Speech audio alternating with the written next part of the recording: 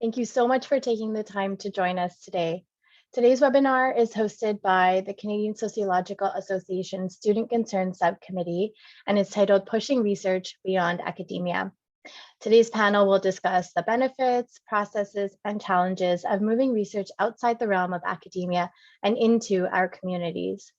Our panelists will share their experiences on various topics, including public sociology, community-based research, and working with marginalized communities.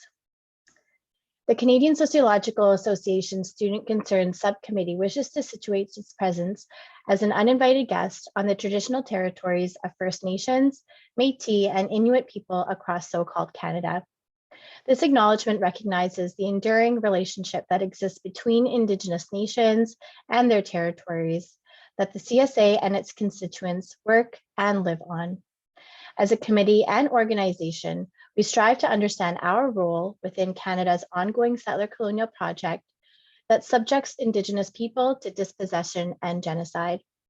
We recognize our participation and complacency in colonial modalities and knowledge systems and are committed to decolonial praxis that centers and affirms the contributions of Indigenous elders and scholars to the field of sociology. My name is Ayesha Mian Akram, and I'm joining today's webinar from the traditional territory of the Three Fires Confederacy, which includes the Ojibwa, the Odawa, and the Potawatomi. I'm a PhD candidate at the University of Windsor and a representative on the CSA's Student Concerns Subcommittee and Equity Subcommittee, and I have the pleasure of being one of your co-moderators this afternoon. Before we get started, I want to let everyone know that audience members are muted to limit background noise. We also have a live transcript of the session in English, which you can find by clicking on the View Live Transcript button at the bottom of your Zoom screen. And if you have any questions during the panel, that's wonderful. We welcome your questions and we encourage you to submit those using the Q&A function, which you can also find at the bottom of your Zoom screen. Your questions will be visible to all attendees and panelists, and you can also upvote questions to prioritize them. And the panelists will address those questions during the open Q&A period, and we should have about 20 minutes for discussion at the end of the session. I'll pass it over to my co-moderator, Carieta. Hi, my name is Carieta Thomas, and I'm really happy to join Ayesha today as a co-moderator. I'm a PhD candidate at the University of Calgary and cross-listed member of the CSA Student Concerns and Decolonization Subcommittees. The Student Concerns Subcommittee is made up of 7 representatives from across the country, and we're very honored to be able to serve you. And if you would like to learn more about our work, please visit our webpage at students@CSA. There'll be a slide at the end that shares that information again as well. So today, we're very fortunate to be joined by 3 wonderful panelists. Our first panelist is Dr. Jane McArthur. Jane has over 25 years of experience in environmental and occupational health justice research, communications, and advocacy. She's currently Toxics Campaign Director with the Canadian Association of Physicians for the Environment, a physician-led NGO that takes action to enable health for all by engaging with governments, running campaigns, conducting research, and drawing media attention to key issues to work effectively and build power together. Our next panelist is Dr. Fabricio Telo. Prior to joining the sociology department of Kwantlen Polytechnic University in BC, Fabricio taught at the Federal Fluminense University in Brazil. Following his passion for public scholarship, Fabricio has been contributing to Brazil's Peasant Truth Commission, raising public awareness on the history of the Brazilian military dictatorship of 1964 to 1985, and advocating for agrarian reform and reparation to victims of violence in rural Brazil. Our third panelist is Dr. Manuel Salamanca Cardona, who is a sociologist and researcher at the Sherpa Institute of the Integrated University Health and Social Sciences Centers in Montreal. He is also a member of the Inter-University and Interdisciplinary Research Group on Employment, Poverty, and Social Protection, and works on issues of immigration, labor rights, popular education and knowledge production in social movements. He's currently conducting research on the relationship between unions and immigrant organizations in Quebec. He has been an activist and board member of the Immigrant Workers Center of Montreal since 2013. So thank you all panelists for taking part in this panel. We've prepared some questions to get us started today, and we've also incorporated some of the things that people asked when registering. So for each of the questions that we asked, we've asked the panelists to provide specific examples from their own experiences. So I'll go ahead and get us started. So we'd like to start by thinking about what it means to push research outside of academia. For example, we can think about community-based research and public sociology. Can you panelists explain the differences and the relationships between community-based research and public sociology? How do they differ? Where do they converge or diverge? Jane, would you like to get us started?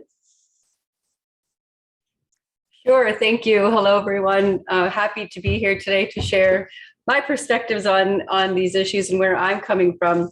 I think there's relationship between when we talk about community-based research and also public sociology. I think in many ways, fundamentally, what we're talking about is expanding the boundaries of how we think about and doing research and where sociology might be applied or used as a way to aid in our understanding of how to address issues in the social world. From the research point of view, when I think of community-based research, I do think about it as being rooted in community, but also community-driven and collaborative, and that there should be shared goals between perhaps the researchers and the researched, although I'd rather think about it more as not that power relationship that's inherently there as though there was a researcher in charge and researchers as subject, but as best as possible to be collaborative. And I think that importantly, when we talk about community-based research, I think sometimes it has to be seen as a flexible endeavor, and it doesn't always work the way we want it to work in spite of our best intentions.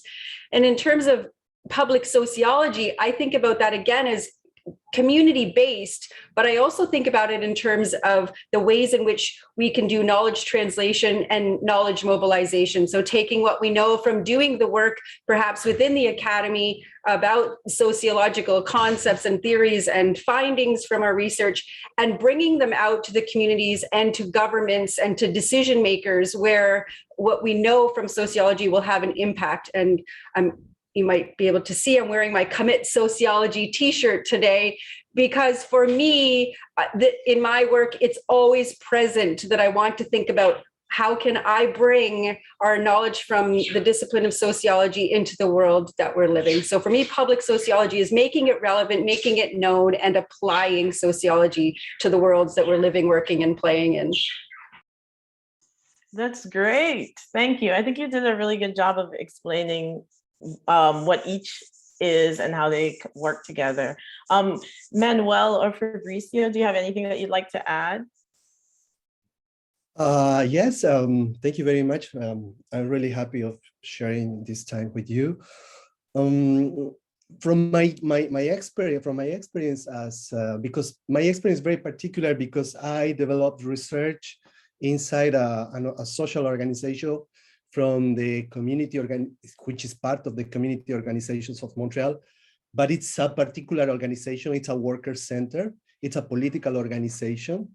It develops a strong and rooted political organizing of precarious immigrant workers.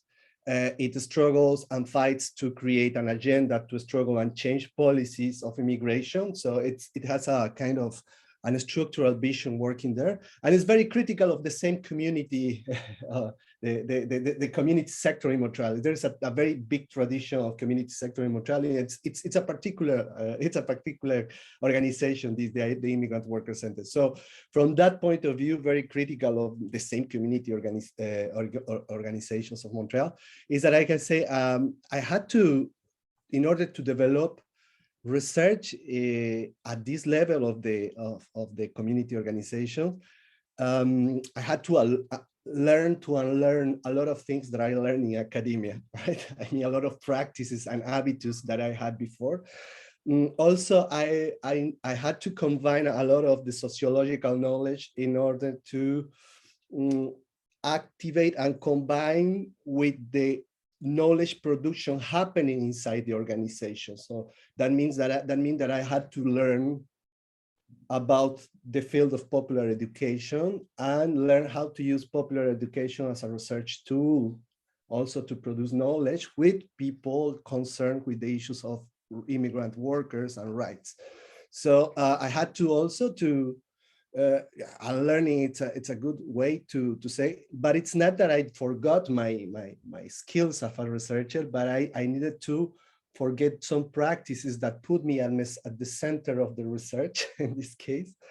And remember that this research is about people, and what I'm trying to do is to provide agency for those demands. You know? Basically, is what I can. Yeah.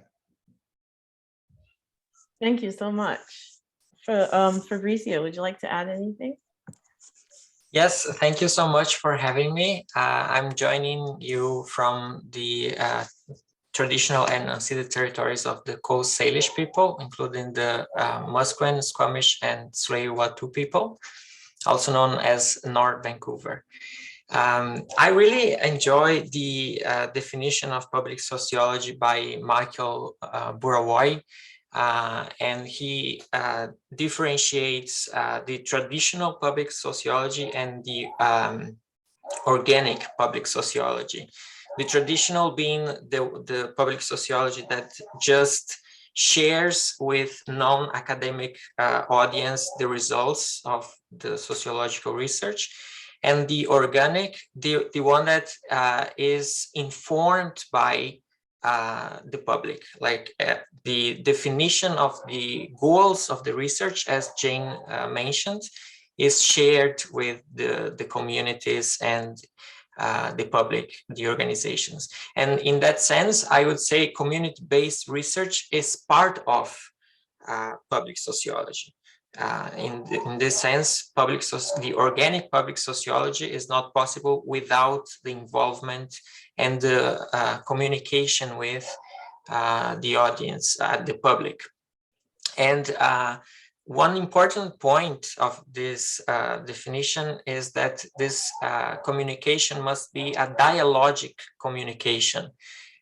This idea of dialogic is explored by Paulo Freire, this Brazilian educator, which I really appreciate. And the idea of the dialogical communication is a process by which people engage in a critical and non-hierarchical conversation about the reality in which they live, and try to find ways to question the oppressions in which they are, or to which they are subjected, and to propose actions that can liberate these people, including the sociologists, from these oppressions. So this is what public sociology means to me, and that is what inspires me and encourages me to do sociology. Thank you all so much. I think you've really provided a lot of information on. My other question was going to be why it's important for academics to do this. I think y'all have really touched a lot on that. And thinking about the discussion of everything being collaborative, or trying to make this type of work collaborative, I'll ask, how can researchers navigate delicate power hierarchies when conducting community-based research, especially considering your positionality as an academic or your affiliation with a university?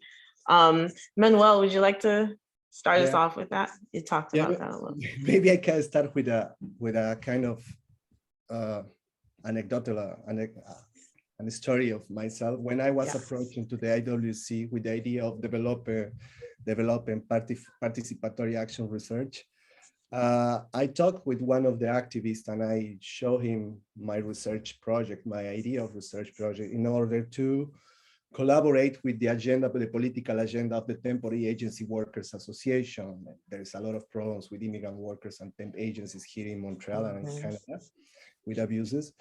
So I give him my paper, my 2-page copy, and said, maybe you can call me and we can discuss and how we can advance this and how can I do a research useful for you? He never called me. He never called me because, and then after some time, after years, after talking with him, because he became my friend, basically what I was offering was something that they already knew. Because I mean, not an academic, it was not published, but they already knew by the voices of the workers, because they speak about those things with workers. And there was nothing new, and that information that they don't have, the new things that I was trying to get, they can get it also from workers without my presence, right? So it was very interesting how my research was not relevant for the organization, for the interests of the organization. And I brought this from the theory, I brought this from my readings, etc., for the state of the situation, the state of the art of the issue, etc., but it was not useful. Then it took me like 3 or 4 years of long immersion to break those barriers, to do ethnographic work in the sense of critical ethnographic work, as Burawoy also advises to do. And then it was possible to understand the logic of the organization. Then I was able to produce a research project, which was not so important in terms of the results. The results were important for my graduation. The report was more important for me, but the dynamics that I create while I was doing this research, that was the important thing.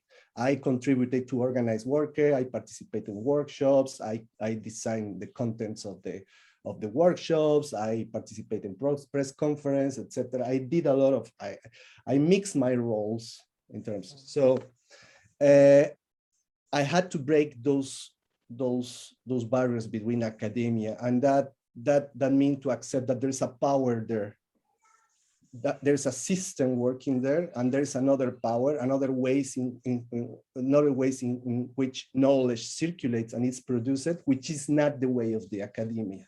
And you have to be very humble about that, and learn which are those rigorous intellectual practices happening in social movements and organizations that you didn't learn in academia.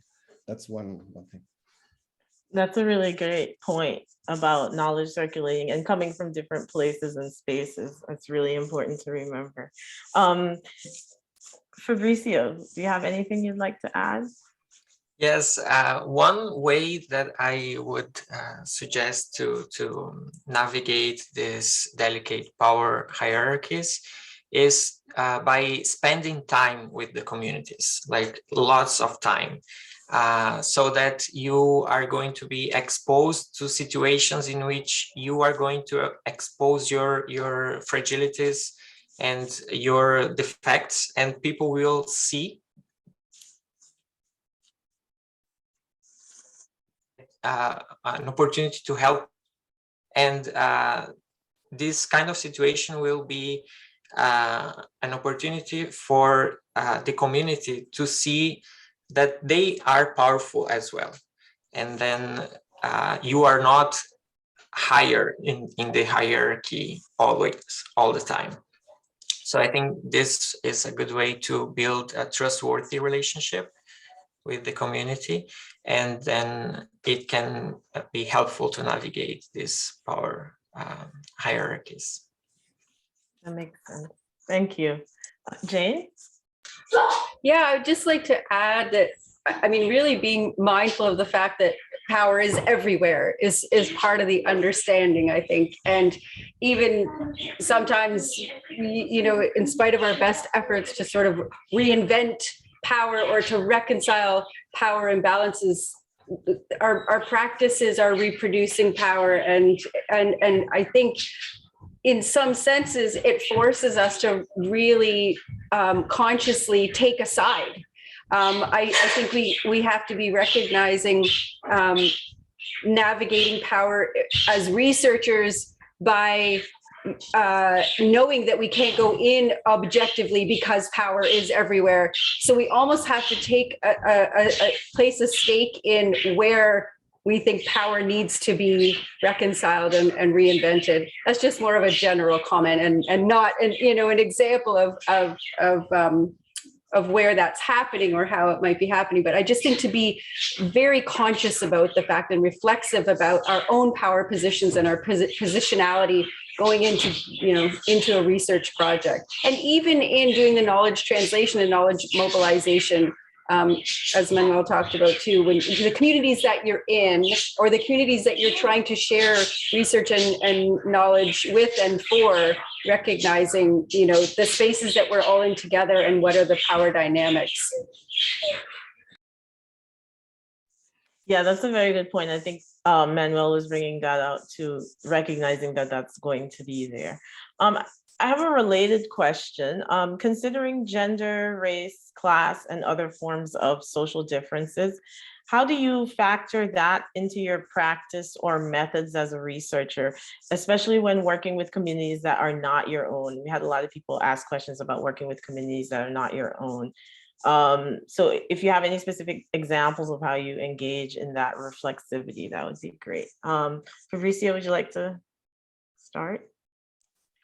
Yeah, I think by applying the idea of epistemological vigilance, like being all the time paying attention to signs that people give to us in terms of how they are feeling when you are in interaction with a person that is different than you in terms of race or class or gender, and then figure out the best way to deal with that specific situation. I would say that being aware of the importance of paying attention to that is what I would suggest.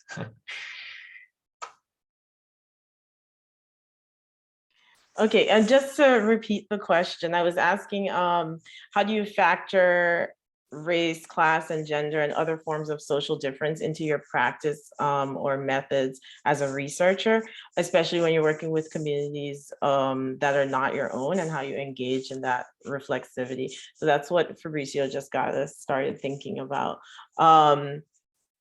Manuel, do you have anything that you'd like to add?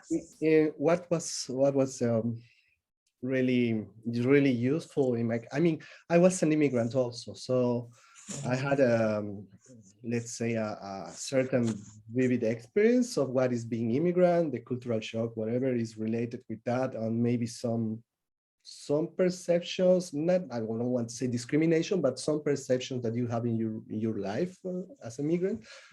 Because I am an immigrant, but I was I look white, and I could pay the university. It's different from being an immigrant, racialized immigrant, coming to work or a refugee climate, etc. So there are also differences there, and I had to learn that, provided by the literature. But at the same time, I think what was very important for me was to practice critical self-reflection as part of the ethnographic work, having a kind of diary, talking with myself about my impressions, my experience every day in the organization, but also starting developing. It's very important also to bring those issues with some people in the organization. With some people, because when you start to establish relationship with some of the people, you gain confidence to talk about some issues, also that person. And it's very important for people inside organizations, those people that are in contact with vulnerable people and seeing difficult situations, to share their impressions that helps to people to overcome those bad feelings even. So those dialogic processes around issues of power, of race, as class and gender, making explicit your situation with another person is very important. Also doing that individually in terms of self-reflection, that was very important for me in order to situate my position. And yes, for sure, that led me to some reflections that I recognize it also, some actions that I had inside. And first, I realized, for example, how in some meeting with workers, it was very hard for me to shut my mouth and just speak to the people. And because you have learned to be a teacher, and everybody is, is hearing you, and you know about a lot of things, and you have a structural way of saying things, and you start to feel anxious if someone is not so structured as you and can explain an idea. So no, keep your anxiety there in your back and try to hear and listen and observe. Yeah. I think that's great advice, especially if you think of yourself as like an insider outsider. We talk about that a lot. Sometimes it's hard to just sit back. Jane, do you have anything to add? Yeah, I love what both Manuel and Fabricio have said. I just want to reinforce, and this might be somewhat peripheral, but I want to reinforce what Manuel said about being critical and self-reflexive and journaling.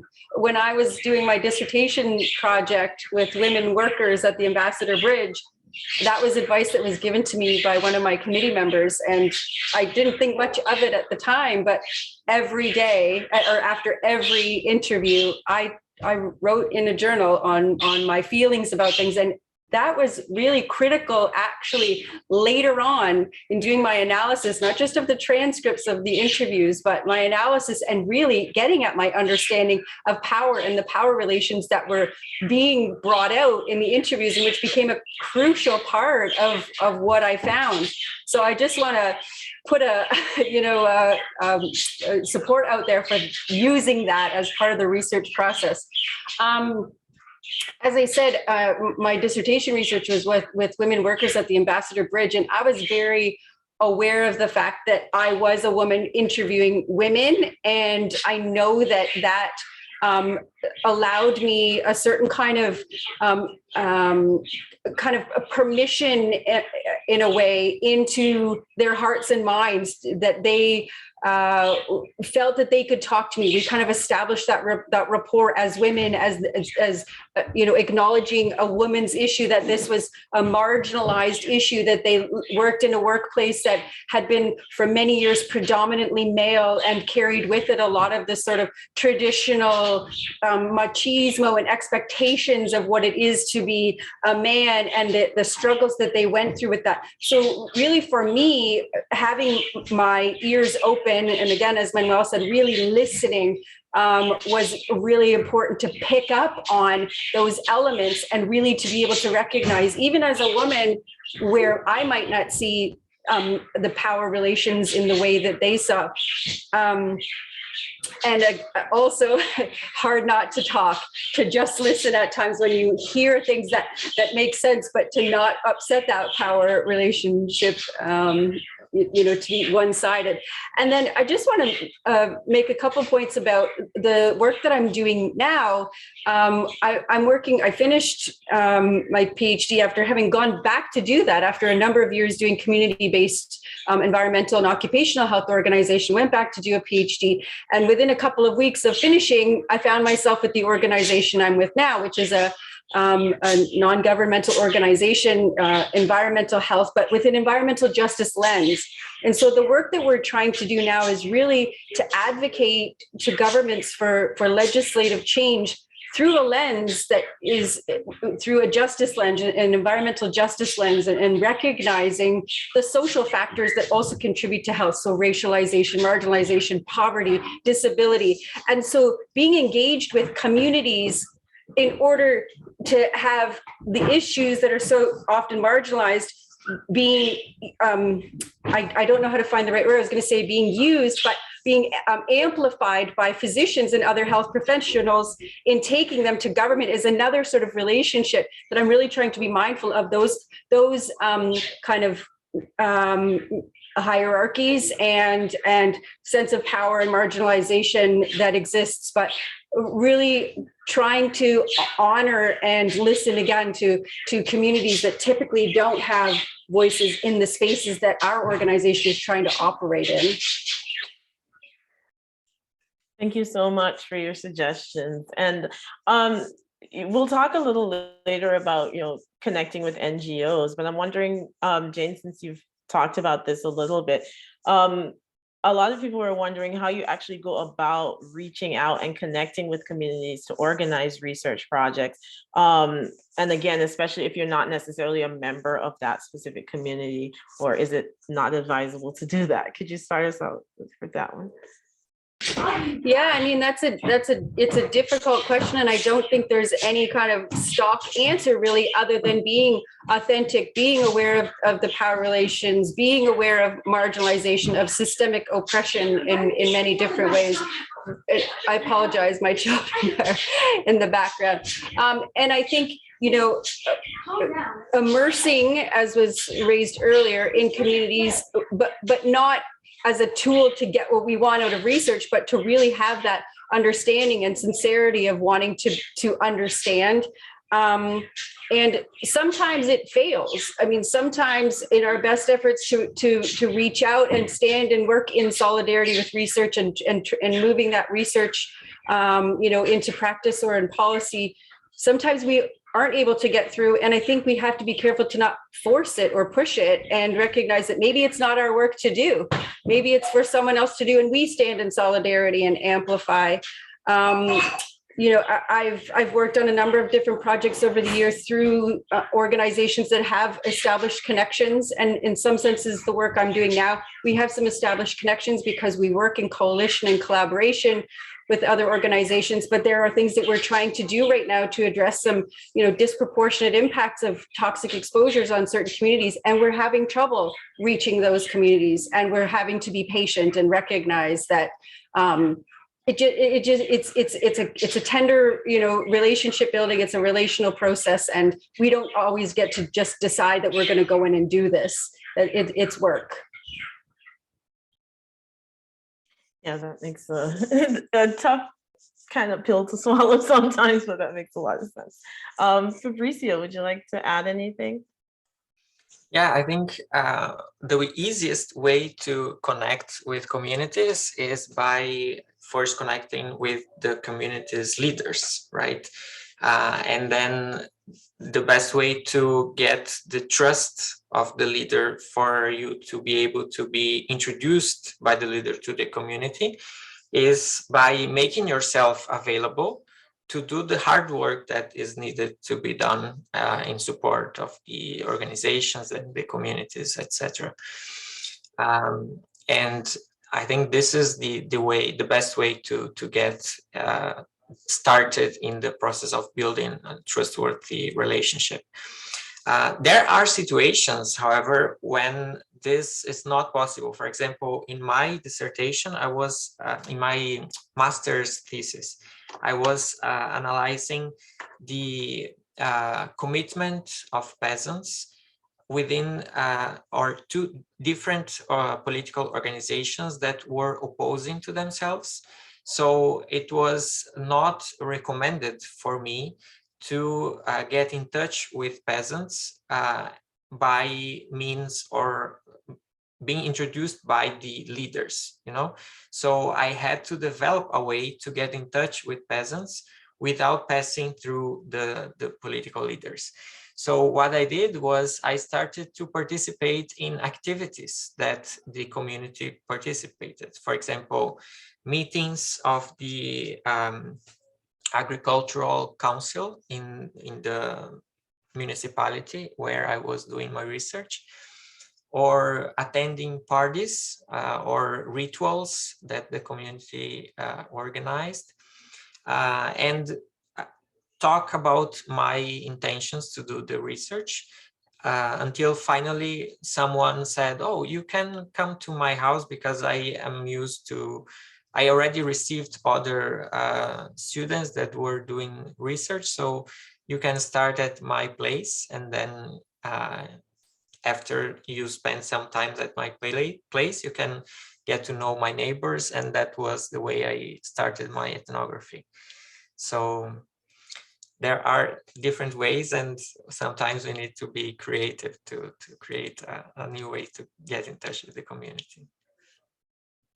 Yeah, thank you. Manuel, do you have anything to add that you'd like to add? I can see what I witnessed in the IWC all these years. There are many social researchers, sociologists, social workers, etc., that reach the IWC in order to try to recruit, for example, undocumented workers, because there's no way to find them. I mean, they are called invisible workers because they work in the night, in night shifts, in works nobody wants. They go from work to houses because they always have fear of deportation. So they are very vulnerable. They live in poverty, etc. And the IWC and other couple of the organizations here in Montreal is possibly the only way to connect with these workers, right? In order to develop some research processes or to know what's happening in the field with those groups with these communities. And in my case, I work with undocumented people, and it was the IWC was basically the space. I mean, it's impossible with an organization who has built a confidence among those vulnerable groups. So I think it's important to in my case, it was important to be involved with the IWC in order to get access to communities with other institutions, communities that don't trust in other institutions of the state, whether the state or the universities. So is that in that way that let's say, I found people who, and then I was able to collect information useful for my research process, but also for the agenda of the organization. And at the same time, I collaborate with other researchers in order to find people who acknowledge to respond to interviews, etc. So it's a complicated question, and I think in the case, let's say, of the undocumented workers, it should be done through a political organization who is basically in contact with them. But it's very, very delicate. Yeah, and I mean, you brought up a really good point, and one that I'm dealing with too in my work now. And I'm wondering, in terms of time, I know Fabricio, you talked about your project being your dissertation. How can we manage building these relationships that seem like it would take a while in terms of the time span that we have for projects as a student? Any suggestions?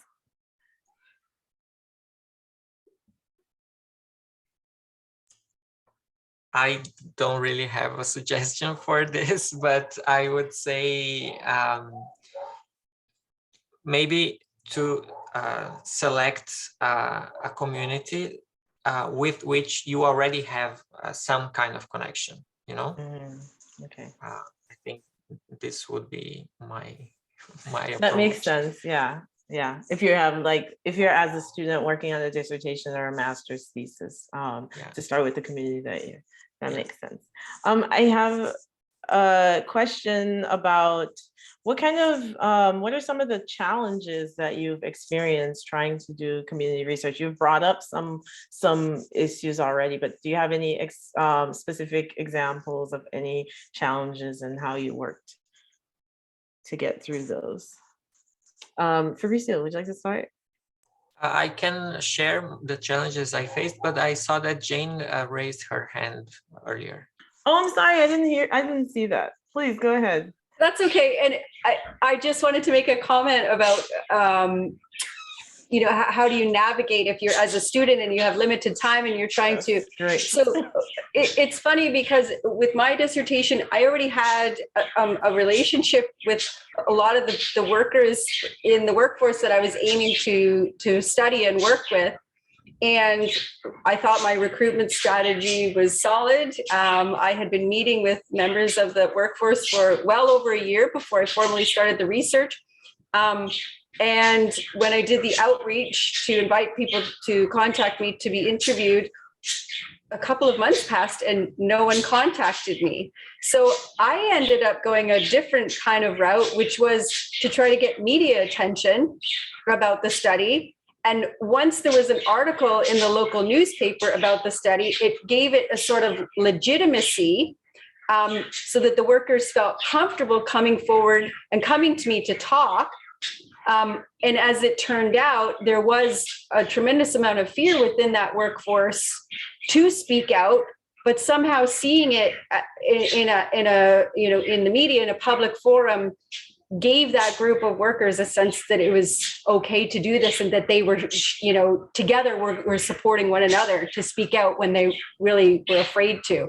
So thinking outside of our traditional ways of doing is also, I think, important. And within hours of the article being posted online about my study, I had almost 70 people contact me. The floodgates opened, and I was capped by my ethics protocol at interviewing 25 people. So I had another 50 people that I reached out to and shared the results with, but it really was an unexpected result and not something that was intended to be part of an academic research recruitment strategy. That makes a lot of sense. It sounds like for community-based research, being creative and open to other ways of doing things is a theme, something really important to continue to think about. Yeah. I'm not sure if anyone had any challenges that they'd like to share. I would like to, maybe in my case, in my dissertation, not so much now, but still it's a problem. It's the language. I mean, here in Montreal, we have an Anglophone community, a Francophone community, and there's my language, but also communities of workers, of immigrant workers who have certain access to English and French, but it's not enough. And in my case, it was a challenge how I was going to develop those interviews, how I was going to understand my own questions, if the people was going to understand the questions I was doing. See, I was able to generate a discussion, a relevant discussion with my limitations on English or French, for example, and possibly the limitations also from the interviewees on English and French. With the Spanish, there wasn't a problem, no? But that was always a challenge, and even that was one of the reasons I decided, for example, not to do a survey and just doing interviews, which are it was more easy to handle that process given the proximity of the people. I was in the center all the time, so it was more easy to talk. It was not exactly an interview like, well, let's go to the room to do the interview. No, it was a conversation in several days by stages. I mean, with the people, like in kind of informal conversations with workers. At the end, I got information in that way also, but also through the official and formal interview process, for example, which came from a research project I was participating on that. So, but the language was an issue, and I learned to manage. It took some time. It took time to learn French also, and also improve the English. And yes, it was also challenging to deal with the accent. The accent, it's not the same English. According to where the people comes, the English is different. I think the language was a huge challenge in my case. Thank you for sharing, Fabricio. Yes, I also faced situations of language challenge, because the community where I was doing research in South Brazil was a community of German descent. So they spoke Deutsch between themselves. And when they wanted to speak about something that they didn't want me to understand, then they would speak in Deutsch to avoid me to understand. So this was one. But the 3 points that I wanted to share, the other challenges I faced was the first, to navigate internal conflicts within the community without losing the confidence of the community members who are in this conflict, you know, because in my case, I was analyzing the commitment of peasants to 2 or 3 different political organizations. And I was exposed to situations in which the one leader wanted me to pick their side in opposition to the other one, and vice versa. So I had to navigate, like to build a relationship that was at the same time trustworthy and genuine with both of them, without commit myself to a particular side in the internal conflict. So there is no recipe to how to handle these situations, but just being prepared for the possibility of facing this kind of situation in advance, I think it's helpful. The second challenge I faced was having to deal with sensitive information, like internal information about organizations, and situations of frustration, because like organizations are shaped or formed by people, and people are not perfect, right? There are contradictions and situations where people don't always behave in a way that you agree with, right? So how to deal with this internal, sometimes even ethical dilemmas is also a challenge that I faced. So being aware in advance or being prepared to face frustrations is also helpful. And finally, the third challenge is to navigate people's expectations. Sometimes people expect that our research will help them to solve an immediate problem, right? And sometimes we don't really have the means to do that. So navigating those expectations is a challenge. For example, in 2014, I was part of a research group that was investigating human rights abuses against peasants during the military dictatorship. And this project was funded by the Rio de Janeiro State Truth Commission, which was created to investigate human rights abuses during the military dictatorship. And the community was facing problems in the current time, you know, and so they were more interested in getting our engagement in facing the current problems. They were not worried about, they didn't really care much about the violence that happened in the past. So in this case, the shared goal was not really a possibility, unfortunately.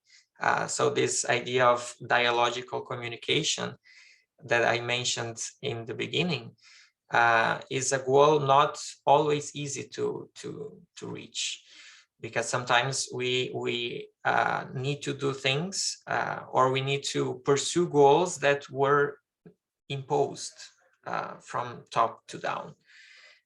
So managing these expectations is like a challenge. And then maybe what we did was, what we responded to the community was, let's finish this project first, and then as soon as we are done with this one, then we can get engaged in this other one. But in addition to that, we also managed to create a connection between the violence from the dictatorship and of the present, and show the connection and the continuation between these two violences or these two kinds of violences, because both of them involved evictions of peasants from their lands. So that's actually one of the examples that I will share in the next questions about the examples of publications outside of academia. So I'll leave for later. Oh, great segue. Thank you. I'm going to pass it on to Ayesha. Thank you. Thank you for transitioning us, Fabricio, into the next session. So I want to switch us over now to think a little bit more about public sociology and some of those themes you already brought up earlier in the session. But maybe we can start to think a little bit more about writing and publishing in this latter half. We have about 20-25 minutes before we get to the audience questions. So first, I want to ask you to speak a little bit about the importance of publishing in non-academic spaces. Why is it important for academic researchers, PhDs in sociology, to be publishing in non-academic spaces if you think it is important? So all of that work outside of dissertations and journal articles and academic conferences. So what specific types of non-academic spaces or formats have you published in, and how did you find or seek out those opportunities? You spoke earlier about how to make connections with communities, so maybe we can build on that, but our attendees mentioned that they want to know a little bit more about how do you seek out those non-academic publication opportunities. So maybe we can start with Jane. Sure, thank you. And this is a subject I'm very excited to speak about because as I alluded to earlier, I came back to do my PhD in my early 40s, having done a lot of advocacy and communications and research that was with an advocacy lens, with a social change lens. And so then coming back to a PhD in the academy and in the discipline of sociology that isn't necessarily aiming you or shaping you towards doing public sociology, I had to really ground myself in figuring out, why am I doing this research? Why is this important to me? Because for me, it wasn't just about getting a degree, getting the letters behind my name. I was there because I felt that the discipline of sociology, in particular social justice, was about taking knowledge and moving it to action. And so I really had to think a lot about those kinds of questions and resist in many ways what the traditional pathways and traditional training in the academy was telling me to do, and the kinds of even the seminars that we were offered as students, and the advice we were given about how you build your CD or CV rather. There wasn't a lot being offered in terms of other places to publish other than traditional academic journals. So I struggled. I had to be kind of my own guide on that because I did want to speak to the public about these issues. I did want to put things in the media. I did want to inform communities and bring those issues from the margins. So I think in terms of like the very concrete answer about where do you publish, I think a very good space for students to be publishing their research is in the conversation. It's a well-read publication. It's got a great format.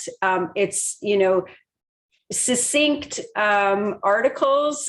You're hyperlinking all of your claims to research. They have an editorial staff that's very supportive in helping you to ensure that you're complying with their standards. So I would highly recommend as students, even before you've completed research, or maybe even before you've started you're producing your research proposal, it's a great place to read and write in.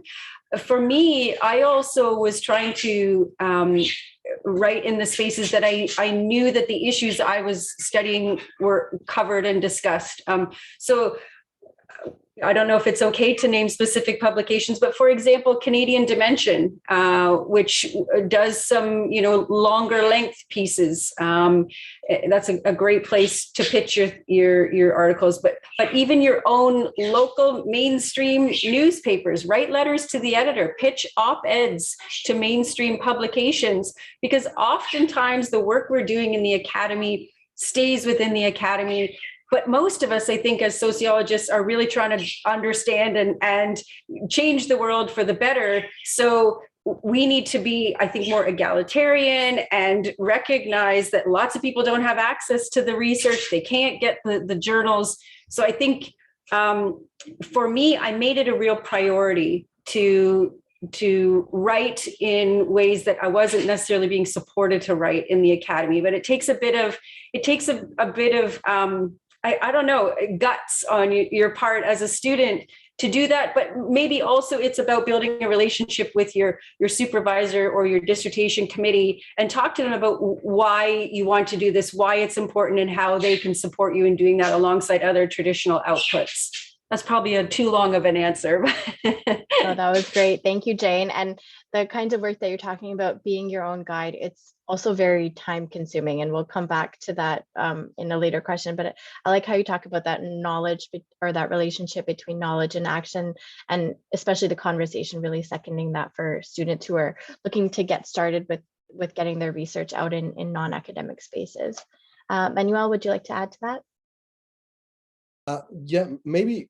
In my case, I have some non-academic publication, and some of them were developed inside the IWC when there was a kind of journal published and supported by unions to talk about temp agencies and immigrant workers. So I produce a couple of articles, but I collaborate with workers, and that's another dynamic that comes from that.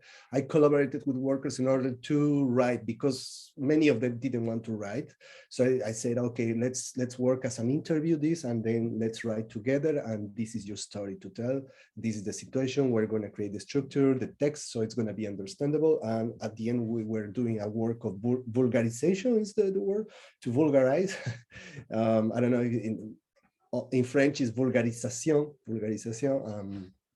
of knowledge, because the issue of temp agencies, of contracting, and the triangular labor relationship is very complex, and when it's mixed with the effects of policies, of immigration policies on the life of people, it's even more complex. So it is important to keep a narrative clear and direct, and not because if you do an academic text, you have all the time and the space to be coherent and show all the aspects. In this case, you have limited space, but the advantage of this is that there is accessible to many people, so you can vulgarize that information. So I think that was a great experience for myself, and also to produce that collectively with workers, that activates not only for me, but activates internal dynamics in the organizations, and that internal dynamics of collective reflection that consolidates the main narrative, let's say, of the main critical narrative, and the voices are coming out. It's coming from the ground. Another thing I found is that now more than ever through internet, there's lots of channels, communication channels that different organizations and social movements have to produce. So it's good to take a look in the internet to see what are those organizations, what are the issues, the hot issues at that moment, because sometimes what you think, oh, my issue is not so terrible, but when you find the community, you find the organization that's talking about those issues, you can see locally how the problem is rooted and not just theoretically, etc. So it's a good thing to explore those issues, because I think you have things to say there and contribute in that sense. And that's the advantage. It should be short. The language is different. It's not academic, and it's like us talking, right? That's very convenient and good in order to forget a little bit the academic role and contribute to change some ideas in people. Thank you. Those are some really great points. I like that, vulgarize the information, but especially we were talking about in terms of collaborating with community members on writing. That's a really important piece in terms of, ethics of voice, right? When we're doing community research and participatory research, like how do we make sure that we are honoring the voices of those communities that we're working with and writing those collaborative pieces. It's a really great way of presenting the work as co-researchers and co-collaborators and really respecting and honoring that voice. So thank you for sharing that. Fabricio, would you like to add? Sure.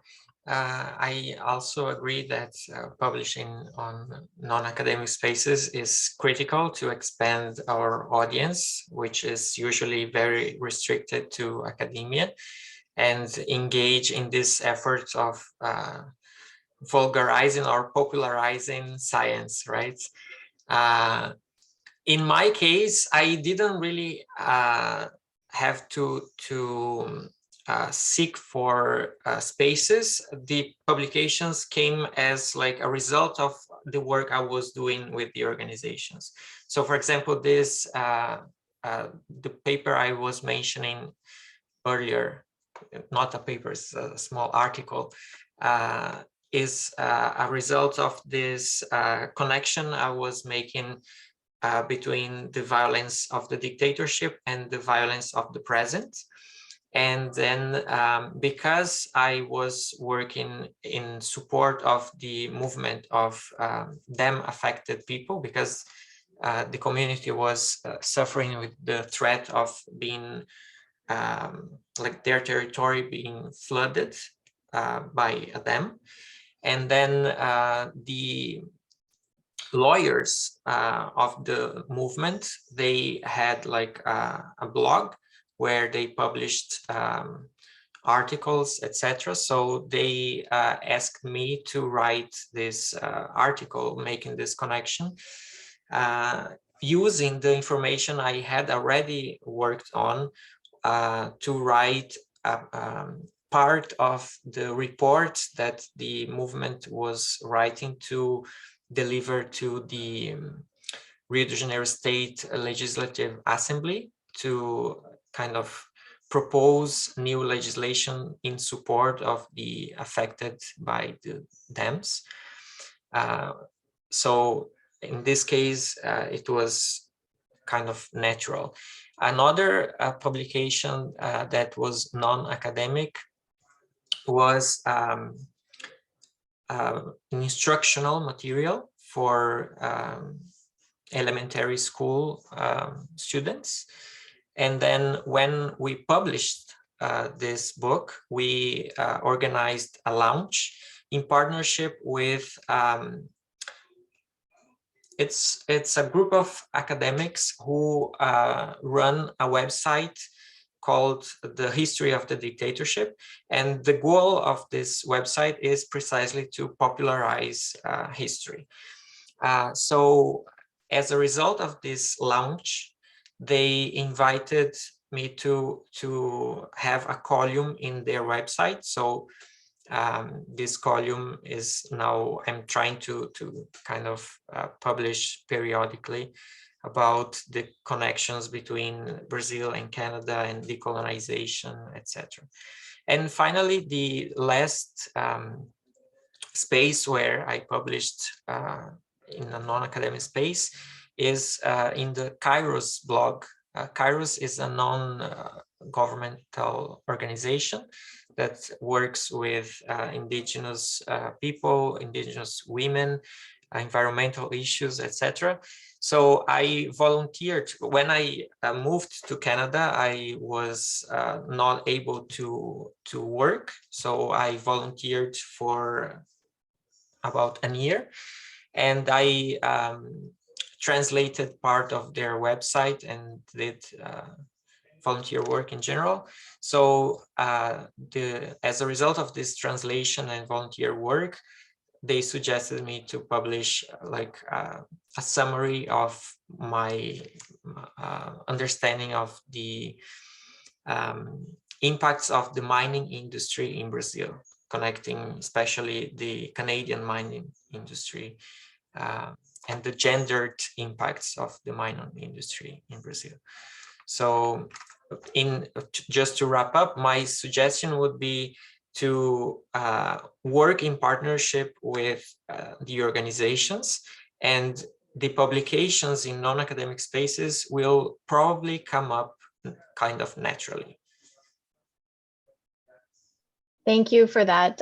Yeah, it sounds like the stronger connections that you make, the stronger relationships, those kinds of opportunities will organically sort of present to be able to share that research in more wide-ranging kind of spaces than the traditional academic spaces, and perhaps spaces that are more useful for communities or policy reform, say, or other kinds of objectives, to be able to share those findings so that they're taken up to make some sort of social change. Thank you for that. I want to talk now a little bit about career planning as relates to public sociology, publishing in non-academic spaces. So as an academic thinking through their career trajectory, or as a graduate student trying to plan out their career trajectory, how do you determine which non-academic spaces to publish in? I think we've spoken a little bit about this, so maybe we can talk a little bit more about how much time do you decide to allot to this type of work? Jane, before you mentioned about being your own guide and having to sort of seek out those spaces, and all of that it's time consuming, and it's on top of, as graduate students, the work that we are required to do as well, right? So much of it is in addition to our own graduate work. So what is your advice for graduate students in terms of how much time to allot to this type of work, and engaging in this kind of knowledge translation work, and pursuing the kind of community-based non-academic publication spaces? So Manuel, maybe we can start with you. I think they are not mutually exclusive. I think you can continue doing, let's say, academic writing, academic publishing, and from that academic publishing create sub publications going possibly deeper or in a short way to popularize that what is said in your main publication. And I think it's not exclusive. What I'm doing now, for example, is I'm doing a postdoc, doing research on unions and immigrant workers, history of the relationships here in Montreal. But at the same time, I'm planning to publish academically, but also I'm still trying to write in every space I find to write. Like, for example, because some people contact me and tell me, do you want to write a small piece about this issue? Yes, I want to write. Do you want to write about this? Or we talk with some colleague from the IWC, or which is an academic and an activist at the same time, say, I have an invitation to this place. Do you want to write with me? Yes, let's try. Let's try in Ababord, La Revue Relation, which are not mainly academic. So it's as you say, Fabricio, I think it comes automatically when you are in the process of knowledge circulation happening inside the organization, in this case, inside the social movement or the organization. There's a demand that starts to emerge mostly automatically. So I think it's very important before to create a relationship with the community to think on that, instead of searching where I'm going to publish, that I can create my CV with a lot of publication non-academics.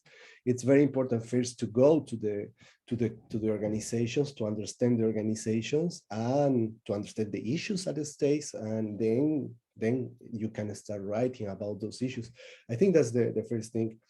So it's not like go to find the places where you can write. No, it's connect with the organization, see how useful you can be with your formation, with your education, with your background as a researcher. See what you can do in those places, what you can propose, and then that's gonna come automatically, I think. Thank you for that. And I like how you started that, to not think of them as separate, but think of them as complementary, right? And how they converge, even though they may be different writing styles or different approaches, as complementary. I met a professor at a conference years back who used to translate her research into young adult fiction novels as a way of translating, and found that as a great way of working through the academic research and the fiction writing side by side. So I guess different people have different strategies for working through and ensuring that they're kind of complementary, but maybe coming at it from different writing styles and different objectives. So thank you for that. Jane, would you like to add? Yes, sure. And I would like to echo what Manuel said at the beginning, and what you just picked up on, Ayesha, is that we don't want to do one to the exclusion of the other, because in the context of your question, Ayesha, about how to, what should we do in thinking about a future career, and how do we build towards the career, and what are the actions and activities we need to undertake in order to aim towards that. I think you have to try to do both and many things, because I think the reality is we're in an environment right now where finding a job as an academic is a difficult task. I think coming out of graduate school, for many people, we come out with a lot of debt. We come out with family and social conditions that don't necessarily make it easy for us to just shop ourselves around and move anywhere and accept whatever salary is there. So I think it's good to create possibilities and opportunities for different career options, whether finding tenure track positions, or maybe contract positions at various universities, or doing some postdoc work and working for an organization. I think that the path isn't as clear as it once was, and I think in many ways it's still a privileged path. So we have to recognize that on the one hand, we have to try to do a bunch of things, but even that choice to do a bunch of things isn't equally borne by all either. So, and then to the point of how do you set aside time?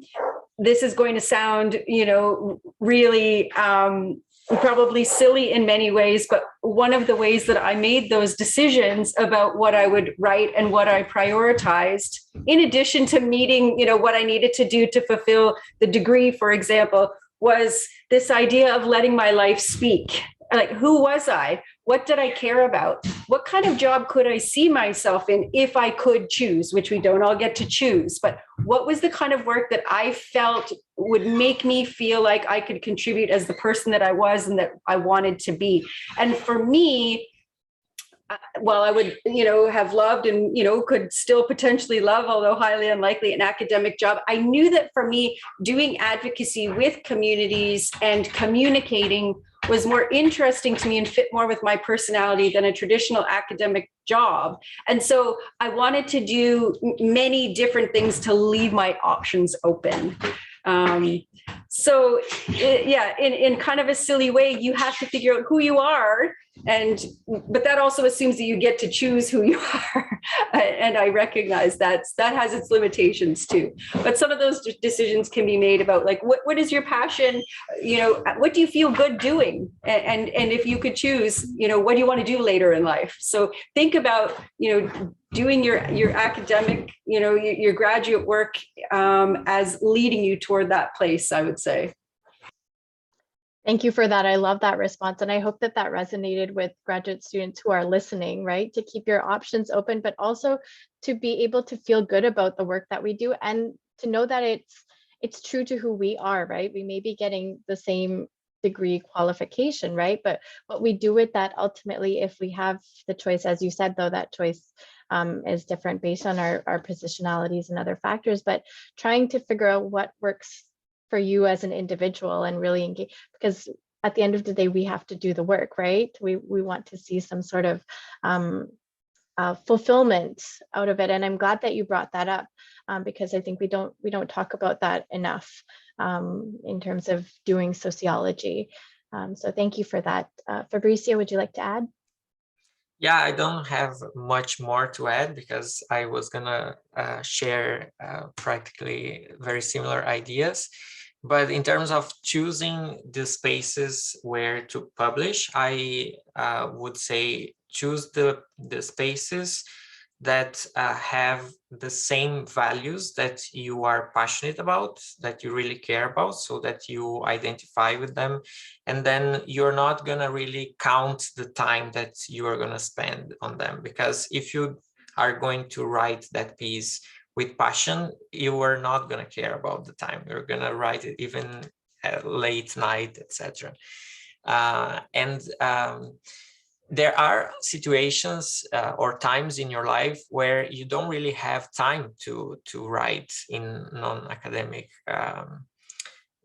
spaces. When you are, for example, finalizing your dissertation, you are not going to have time. Or when you're starting a new position, which is my case right now. I am teaching 4 courses in a new language in a new country, so no time, 0.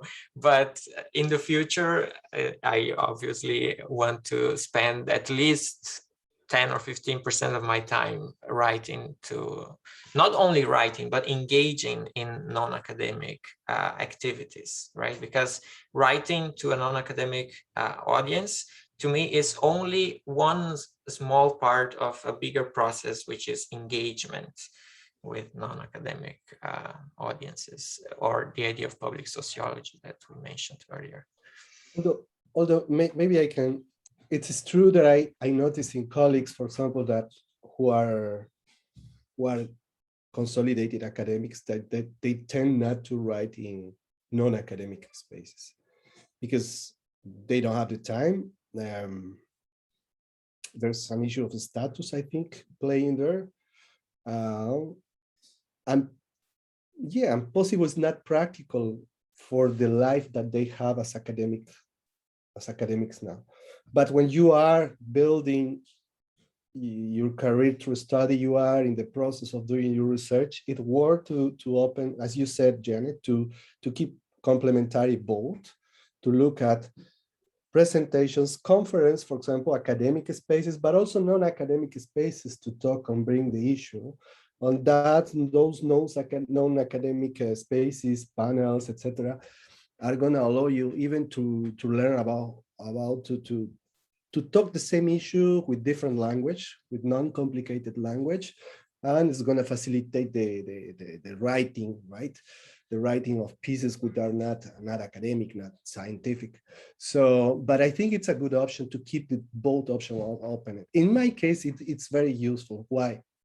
Because I don't have, I have a family. I did a PhD, and that's one issue, right? I mean, when we have a family, kids, etc. It's not like, well, I'm gonna get a job in Calgary, in Alberta. I can search. No, I need to find my job here in Montreal because I have family here. I cannot just move. So the search of an academic position is more restricted for me in that sense. So I need to open the possibilities also to work in the community organization. But for sure, what is clear for me, I don't want to work non-attached to the issue of migrant justice. I want to contribute on that side. Thank you. Those are some really good points, both of you, for bringing those up in terms of different phases of our careers and different time allotments and different priorities and objectives. And also, Fabricio, the point you brought up about it's not just about writing, right, but also that engagement, that overall engagement. And I wish we had more time to go into that, but we do want to leave some time for audience questions. There are a few questions, although many of them we were able to incorporate into these questions. Registrants had submitted questions beforehand, so Carieta and I were able to work those in. So I'll ask just one final last closing question. What one piece of advice would you give to graduate students if they want to push their research beyond academia, or if they're looking to build a sociology career outside of academia? What's that one piece of advice? Fabricio, would you like to start? Sure, I will just maybe repeat one of the ideas I mentioned earlier.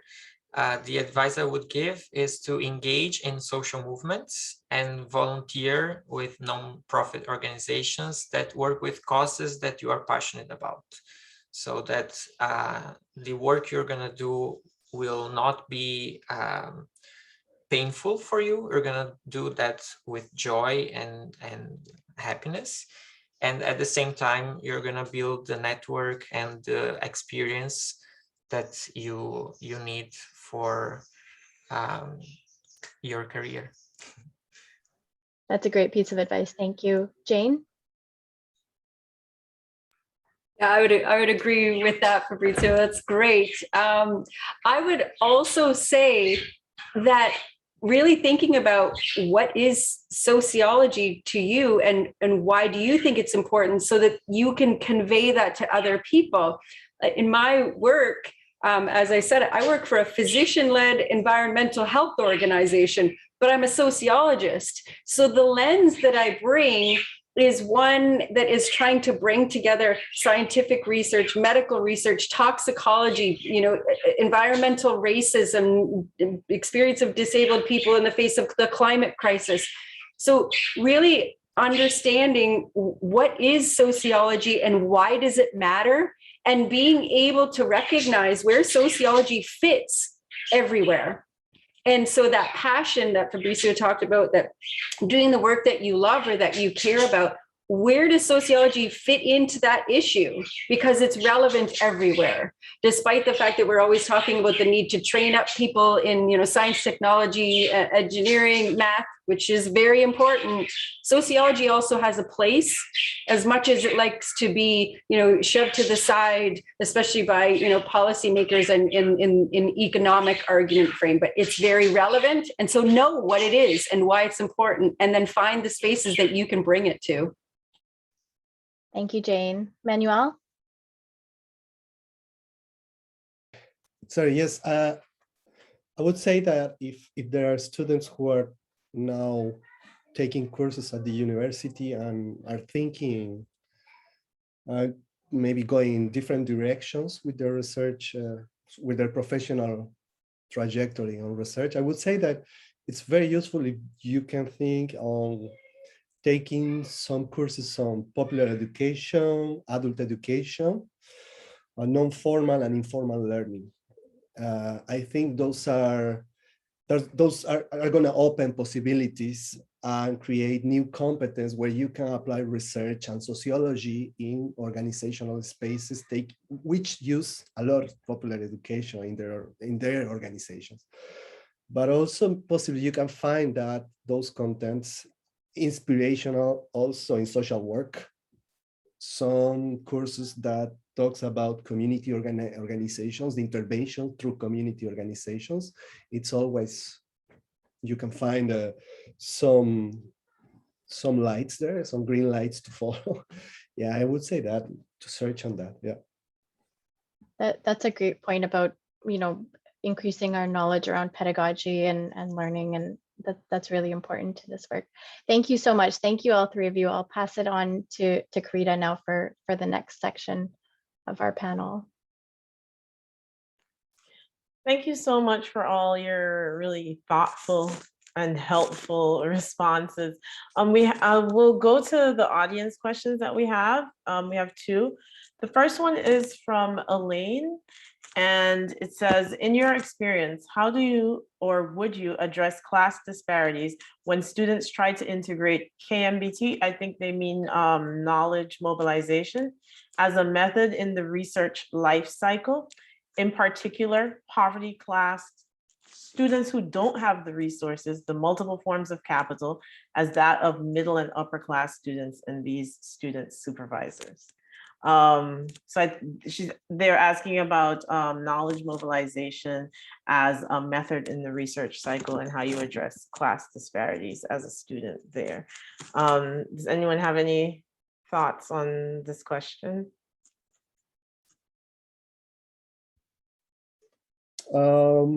Pedagogically, what I remember, my supervisor who was, my supervisor who was also my teacher in a couple of courses, he used to send us to do ethnographic work to the organization we choose to do. I mean, to know the organization, to do practicums there, and to learn how there's this mix between knowledge and mobilization of that knowledge in that environment in order to systematize that process. However, I remember that not all the students had the same possibilities to go to do that. I mean, because there were differences in the students, and he negotiated that with the students according to their location, their social location, and students were able to identify places where they could go to do that process. For example, in your neighborhood, if there's a local organization which is working on issues which directly affects you, okay? So that kind of issues. And there's a sort of work of guidance that you have to do in that way to identify the possibilities to support to some students that are not able to just decide, I'm gonna go to this organization because I have the time and the resources to do that, right? So that's what I can suggest. And I learned from my supervisor in that time. Thank you, that's helpful. Jane or Fabricio, do you have anything you'd like to add? I don't really have much to add to this point. I see that there is another question that I do have something to say about that one, but Jane, you probably have something to say. Yeah, if I'm understanding the question correctly, I mean, what it speaks to me is, once again, we're talking about power disparities within a system that it's supposed to be able to address and understand power disparities. But being a student who doesn't have economic means to move through the process in the same way as others is a real and significant challenge. And of course, it comes with varying levels of advantage or disadvantage. For me, while there were others who may have, had deeper challenges, that did become a real issue. I'm a single mother of 2 children, and I faced some challenges with my dissertation committee. In my analysis stage, I fully intended to be finished my degree within 4 years, and it didn't work out that way. So I reached a point where, my scholarships had run out, and I then, was scraping by and picking up student loans and applying for everything that I could. So I did have to make decisions about what and how I would continue to do the work in order to eat and feed my children. And so I think, as much as it does, sort of expose your vulnerabilities, I think you have to be honest in the department that you're in and with your advisors of the challenges you're facing. And often they will, have solutions and ideas for you, but it's a problem. It's definitely a problem. It's, the system itself is a privileged system. It's increasingly more and more expensive. It's disadvantageous for lots of people for lots of reasons. And I think it's something that sociologists need to address moving forward. The barriers in the academy are real. The barriers to doing the kinds of research that needs to get done by people who have these research questions to bring forward and the experience for why they know this research needs to be done, but maybe can't. That's something we really need to address from the point of view of class disparity. Yeah, thank you both for those answers. I think grad students especially will appreciate acknowledging those issues. So the other question that we have is from Deborah.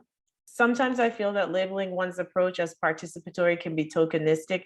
I'm wondering whether it isn't presumptuous to be going to an organization or group and saying, I'd like to do research that can help you.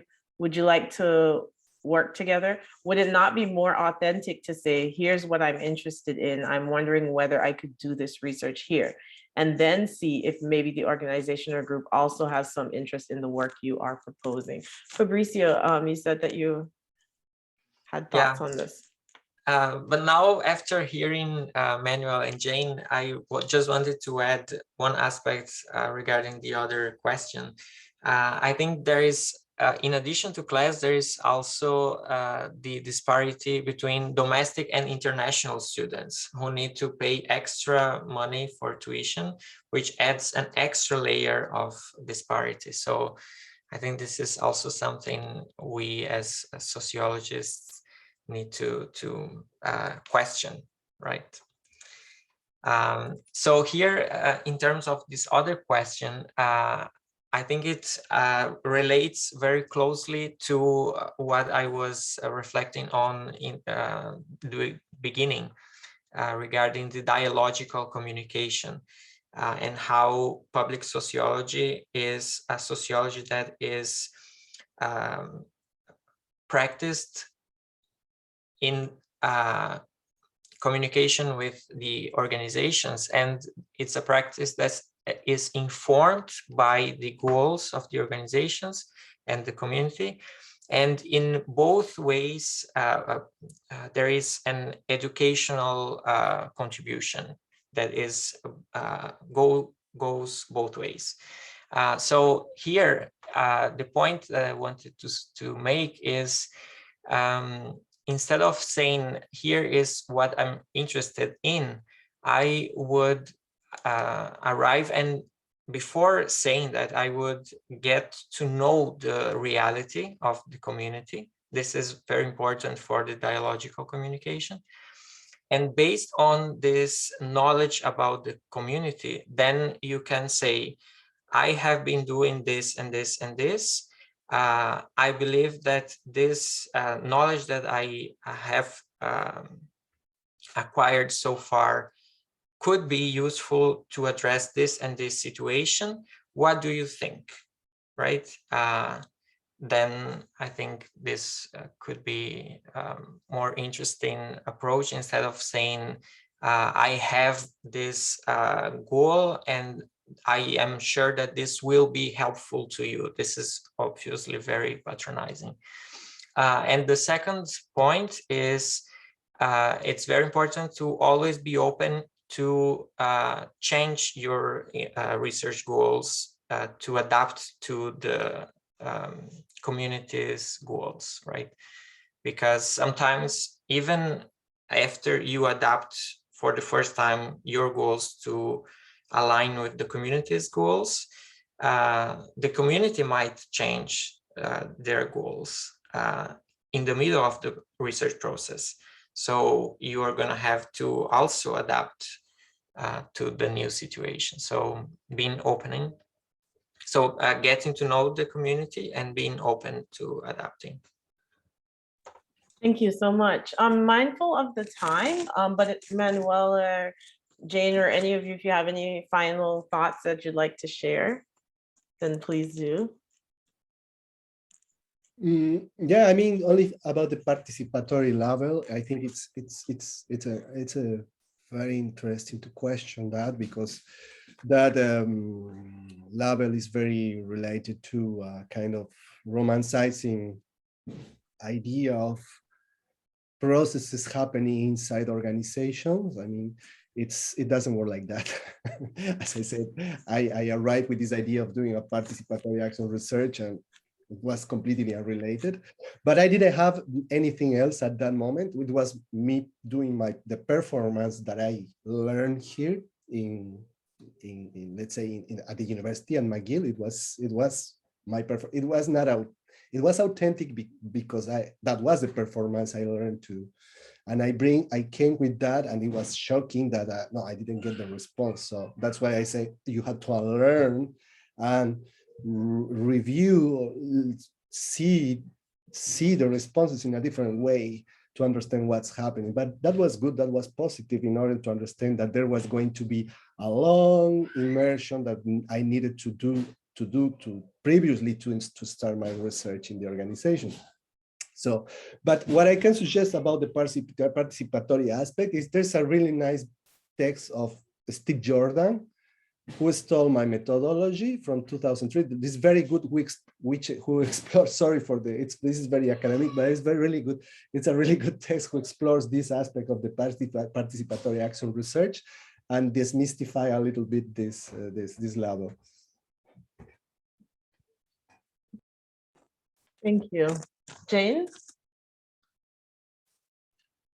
nothing really to add to what either of them said, other than I think like really being mindful of that the need to be immersed in, and the time that that takes, especially like as a grad student, for example. I know that I was dissuaded early on in my developing my PhD program from doing a PAR project because of that. And I think that sometimes the academy wants to have more control than PAR allows us to have. So just being mindful of that as a side note, because if you want to do it authentically, it does take time. Thank you. Well, that's all the time we have for today. Thank you all very, very much. Thank you to our panelists, Manuel, Jane, Fabricio, for taking the time to prepare for today, for sharing your expertise with us. That was really helpful, really insightful. I hope that the students in the audience were able to pull pieces that they can use in their work and developing their careers. Thank you to the audience members for your questions, and for those that submitted questions before today too. And thank you to Sherry Fox for all of her coordination and organization behind the scenes. That's all the time we have for today, but I hope that you can continue to join us for these webinars in the future. So thank you everyone, and have a great evening. Take care. Thank you. Have a good evening. Thanks for organizing and for having us. It was nice to meet you, Jane and Fabricio. Thank you. Nice to meet meeting you. It was too. great listening to both of you. I learned a lot from both of you tonight. Thank you. Me too. Thank you for sharing.